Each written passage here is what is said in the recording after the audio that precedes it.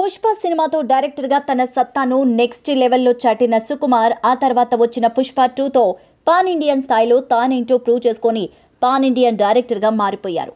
ఇంకా చెప్పాలంటే Sukumar career Pushpa franchise సినిమాల తర్వాత దానికి ముందు అన్నట్టు మారింది. పుష్ప 2తో మంచు క్రేజ్ తెచ్చుకోవడంతో సుకుమార్ తర్వాతి సినిమాను ఎలా తీస్తాడు, ఎవరితో తీస్తారు అనేది ఆసక్తికరంగా మారింది. అయితే సుకుమార్ ఇప్పటికే తన తర్వాతి సినిమాను గ్లోబల్ స్టార్ రామ్ చరణ్తో అనౌన్స్ చేసిన సంగతి తెలిసిందే.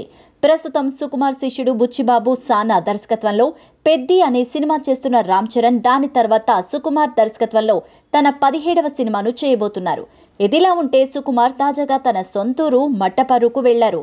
సుకుమార్ వచ్చాడని తెలిసి మీడియా అక్కడికి వెళ్ళగా సుకుమార్ మీడియాతో మాట్లాడి పలు విషయాలను షేర్ చేసుకున్నారు.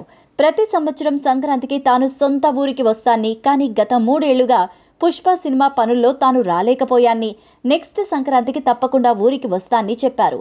తన తర్వాతి సినిమా RC-17కు సంబంధించిన స్క్రిప్ట్, ప్రీ ప్రొడక్షన్ పనులు జరుగుతున్నాయని, పుష్ప 2 సినిమా డైరెక్టర్గా తనకు మరింత గుర్తింపును తెచ్చిపెట్టిందని తెలిపారు.